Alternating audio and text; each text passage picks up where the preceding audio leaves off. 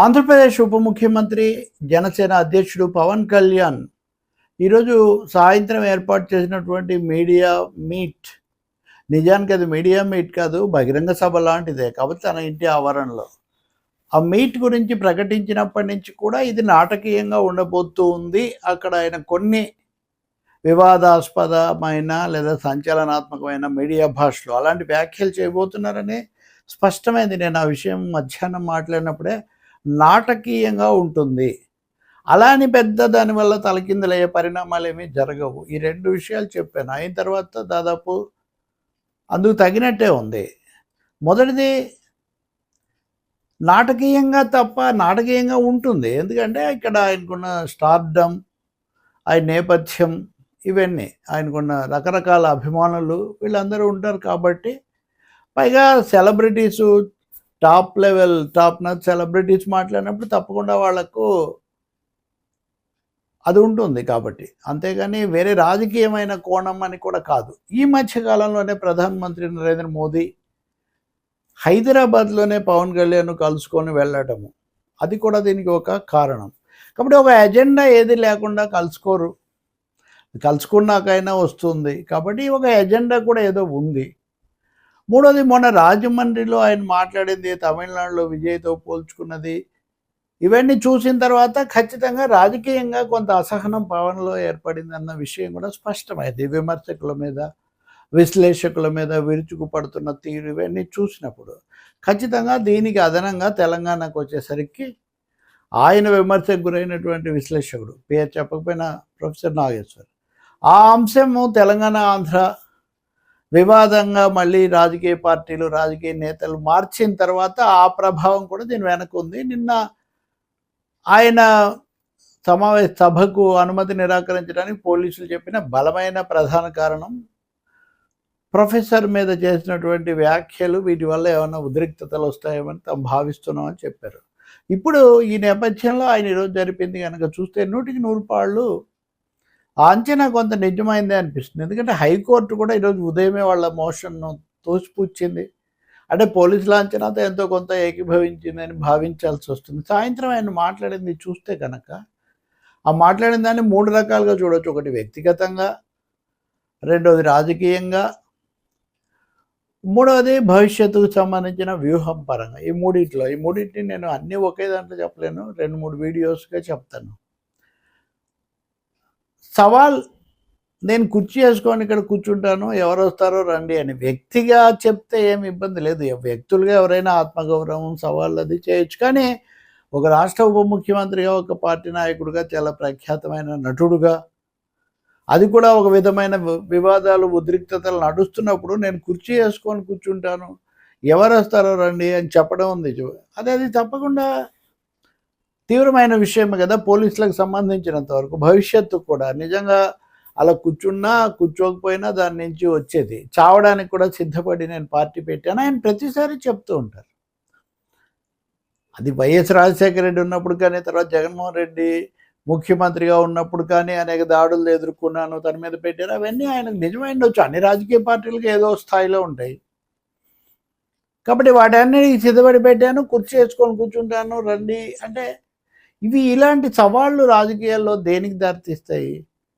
అలాగే ఇది మీ జాగీరా, అది వాళ్ళ జాగీరా, ఇవన్నీ ఆ స్థాయిలో వాళ్ళకి అక్కర్లేదు కదా. రాజకీయంగా ఎవరు కాదంటారు అసలు తెలంగాణకు రావద్దు, ఇక్కడికి వచ్చి రాజకీయాలు చేయొద్దు అని చెప్పే అవసరం ఎవరికి ఉన్నాయి? చెప్పింది ఎవరైనా ఉంటే నాకు తెలిసినంతలో బీజేపీ.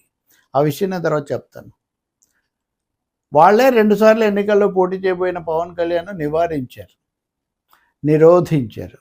ఈరోజు సభలో వాళ్ళ గురించి ఏమనలేదు. కానీ ఆయన ప్రధానంగా తెలంగాణతో తనకున్న ఎమోషనల్ కనెక్షను, తను ఎంతగా అన్నీ ఇక్కడే నేర్చుకున్నాను, ఇవన్నీ వెళ్ళనుకుంటే బండి వెనక బండి గట్టి పాట,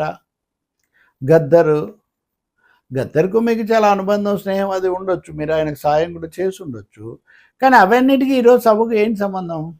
గద్దరు కారు ఇచ్చారు కాబట్టి ఇప్పుడు రాజకీయమైన వివాదం వస్తే దీంట్లో దాన్ని చూస్తారు. అసలు మనం సన్నిహితులు, ఆత్మీయులు అనుకున్న వాళ్ళకి చేసిన వాటి గురించి బయటికి చెప్తామనేది ఒక ప్రశ్న. ఎమోషనల్గా ఉండి చెప్పారని అనుకున్నప్పటికీ కూడా అది ఒక ధోరణిగా మారితే ఎలా ఉంటుంది? ఇప్పుడు ఎవరెవరినైతే ఆయన విమర్శించారో, రేవంత్ రెడ్డిని, ఇంకొక పాశం యాదగిరిని, లేదా ఇంకొక విశ్లేషకుని, వీళ్ళందరి మీద తన గౌరవం అంటున్నారు. తాము గౌరవించే వాళ్ళ మీద ఏదైనా విభేదం ఉంటే దాన్ని మాట్లాడే తీరు వేరే ఉంటుంది కదా. కాబట్టి రాజకీయ కోణంలోనే తీవ్రమైన పరిభాష ఉపయోగిస్తున్నారు అనుకోవాలి. ఆ తర్వాత సవాళ్ళు, అక్కడికి దేవుణ్ణి కూడా తీసుకొచ్చారు. కొండగట్ట ఆంజనేయ స్వామికి టీటీడీ నుంచి సహాయం చేయడానికి తెలంగాణ పట్ల తన అభిప్రాయానికి ఏమిటి సంబంధం అసలు? ఇదేమైనా రాజకీయమా, వ్యక్తిగతమా, సామాజికమా? అంటే అన్నీ కలగాపులగం చేయటము, తద్వారా ఒక ఎమోషనల్ మెసేజ్ ఏదో పంపిద్దామని ప్రయత్నం తప్ప ఇంకొకటి కాదు. అసలు ఈరోజు అనుమతి నిరాకరించబడిన సభ ఏమి సభ? మేము నిన్న చూసిన మేరకు నవనిర్మాణ సభ, జూన్ 2 అవతరణ దినోత్సవం కాబట్టి నవనిర్మాణ సభ, తెలంగాణకి నవనిర్మాణం సభ పెట్టినా నాకేమి అభ్యంతరం లేదు. కానీ పోలీసులు వాళ్ళ అభ్యంతరం చెప్పారు, హైకోర్టు కూడా వీళ్ళ అభ్యర్థనను తోచిపుచ్చింది. కాబట్టి అది ఆ ఘట్టం అయిపోయింది. కానీ నవనిర్మాణ సభ లేకపోతే జనసేన సాధక సభ, నేను అదే అనుకున్నాను. కానీ మా వాళ్ళు పెట్టుకున్న పేరు ఏదంటే తెలంగాణలో ఉన్న తన జనసేన అభిమానులు పెట్టుకున్న పేరు కాబట్టి దానికి తనకు ఏం ప్రమేయం లేదని అది ఎలా చెప్పడం సాధ్యం? ఒక పార్టీ అధినేత, సర్వాధినేత, మామూలు అధినేత కూడా కాదు కదా. అంటే ఇక్కడ పొంతనలేనితనం స్పష్టంగా కనిపిస్తుంది. ఇంకా మూడోది, తన వెంట వాళ్ళు పడుతున్నా కానీ తానే వాళ్ళని వెళ్ళి వేరే పార్టీల్లో చేరమని చెప్పినా వాళ్ళు చేరకుండా తనని అంటి పెట్టుకుని ఉన్నారు.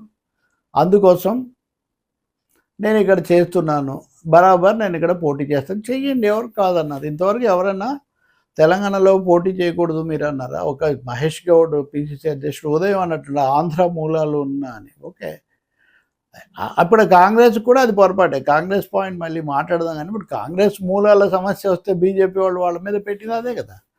కాబట్టి కాంగ్రెస్ వాదన చెల్లదు. పవన్ కళ్యాణ్ జనసేన వచ్చి ఇక్కడ పోటీ చేస్తే అభ్యంతరం ఏం లేదు. నేను ఇందాక చెప్పినట్టు అభ్యంతరం ఏదని పెట్టుంటే బీజేపీ పెట్టింది 2 సార్లు. జిహెచ్ఎంసీ ఎన్నికల్లో పోటీ చేస్తారన్నప్పుడు, లోక్సభ ఎన్నికలప్పుడు తెలుగుదేశానికి కూడా పెట్టింది. కాబట్టి ఎవరు అభ్యంతరం పెట్టారు? మీ జాగీరా అంటే నీ జాగీరా అని వాళ్ళు అంటున్నారు. మీకు అది ఎక్కడి దారితీస్తుంది? తర్వాత అసలు సమస్య ఏమో ఆంధ్రప్రదేశ్లో, తెలంగాణలో పెట్టుకొని ఆంధ్రప్రదేశ్లో తను ఎంత గట్టిగా నిలబడింది, తన మీద దాడులు, జగన్మోహన్ రెడ్డి, వైఎస్ఆర్ కాంగ్రెస్, వాటి గురించి అవి ఏపీకి సంబంధించిన అంశాలు కదా. ఇక్కడ వాటికి ఏమీ ప్రాధాన్యత లేదు. కాదు ఉంది అనుకుంటే అప్పుడు ఆ కోణంలో కూడా రాజకీయం చేయొచ్చు, అలా కూడా. కానీ మళ్ళీ మీరు ఏమన్నారు? జగన్మోహన్ రెడ్డికి చాలా సన్నిహితం అని చెప్పబడుతున్నా, కనిపిస్తున్నా బీఆర్ఎస్ను నేను ఒక్క మాట అన్నా, కేసీఆర్ను నేను ఎప్పుడన్నా ఏమన్నా అన్నాను అని మళ్ళీ సాక్ష్యాలు అడుగుతున్నాను. కాబట్టి ఇది ఒక వ్యూహాత్మకంగా తెలంగాణలో జనసేన వచ్చి పోటీ చేయదలుచుకుంటే చేయొచ్చు, బలపడవచ్చు, కేంద్రం సహాయం తీసుకోవచ్చు. సాధ్యాసాధ్యాలు చూద్దామంటే ఆయన నోట్లోనే ఏమంటున్నారు? నేను ఆంధ్రప్రదేశ్లోనే ముఖ్యమంత్రిని కాలేను, అక్కడే కాలేను అని ఇక్కడికి వచ్చి, అక్కడే దిక్కులేదు ఇక్కడికి వచ్చి అవుతాను అని మళ్ళీ తనే అంటున్నారు. ఏ పార్టీ నాయకుడైనా ఇలా అంటారా? నేను గతంలోనే మల్కాజ్గిరిలో పోటీ చేసి ఎంపీగా వచ్చినా నేను చేయలేదు, కాబట్టి నేను పదవుల కోసం అయితే కాదు. నిజమే, ఈ మాట నేను ఇదివరకు కూడా విన్నాను. అంటే మొత్తం మీద చెప్పాలంటే ఒక పూర్తి ఒకవైపునేమో ఏదో బాధ, ఆవేదన చాలా ఉండటం అయితే, రెండో వైపు నుంచి చూస్తే మటుకు తీవ్ర భాష, సవాళ్ల భాష, రెచ్చగొట్టడం కూడా. అది ఇంకొకరు మాట్లాడితే రెచ్చగొట్టడం అని అంటారు. ఇక్కడ ఆయన మీద ఉన్న అభిమానం, గౌరవం కొద్ది అంటమే కానీ కుర్చీ వేసుకొని కూర్చుంటాను ఎవడొస్తలేరంటారా అంటే ఇంకా అది రెచ్చగొట్టడమే కదా ఎవరినైనా కానీ. పైగా అవతల వాళ్ళు కూడా ఏమంత శాంతమూర్తులే, వాళ్ళు కూడా ఇప్పటికే కావాల్సినన్ని ఏ పార్టీకి ఆ పార్టీ, ముఖ్యంగా కవిత కానీ, మహేష్ గౌడ్ కానీ, పూర్ణం ప్రభాకర్ మంత్రి గారు, వాళ్ళు ఎలా మాట్లాడుతున్నారో చూస్తూనే ఉన్నాం కదా మనం. కాబట్టి వ్యూహాత్మకంగా ఇక్కడ ఒక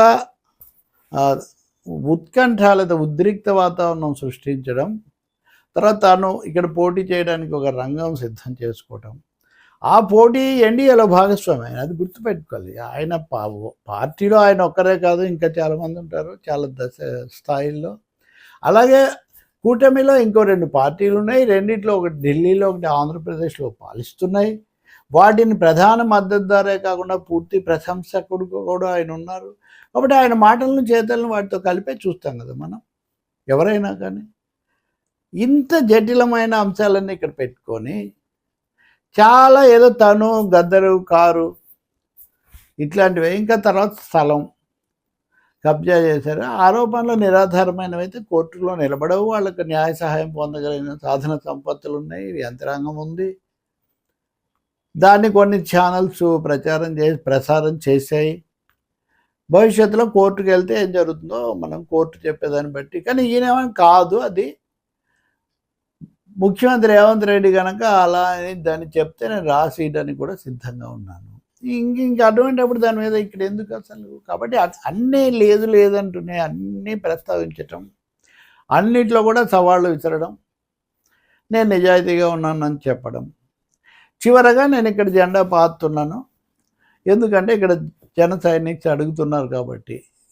4 కోట్ల తెలంగాణలో నాకు 1,00,000 మంది మాత్రమే ఉన్నారు కార్యకర్తలు. వీళ్ళని చూసి మీరెందుకు అంత స్పందిస్తున్నారు అంటే, తన పార్టీ తన అవకాశాలు తనే తక్కువ చేసుకుంటాడా? చేసుకుంటే మరి అలా ఎందుకు మాట్లాడుతున్నాడు? అది పవన్ కళ్యాణ్ నాటకీయత అంటే అదే. ఆయన ఒక విధమైన ఎమోషనల్ స్టేట్లో ఉన్నట్టు మాట్లాడుతూ దాని ద్వారా ఇతరులను ఎమోషనల్ స్టేట్గా ఆయన తీసిపోతుంటారు. వీరాభిమానులు కేరింతలు కొడుతుంటారు, మిగతా వాళ్ళకి మటుకు ఎక్కడో వాటికి అనుసంధానం దొరక్క, లింకులు కుదరక అవస్థపడుతూ ఉంటారు.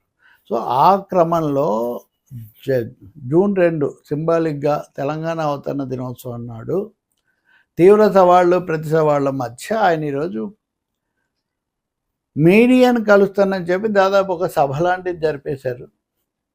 అక్కడ పూర్తి వివరాలు ఇంకా తర్వాత వస్తాయి, కానీ మొత్తం మీద అలా ముగిసింది. ఇంకా ఇందులో 2 ముఖ్యమైన అంశాలు రాజకీయంగా చెప్పాల్సినవి ఉన్నాయి, నేను ఇంకో దాంట్లో చెప్తాను.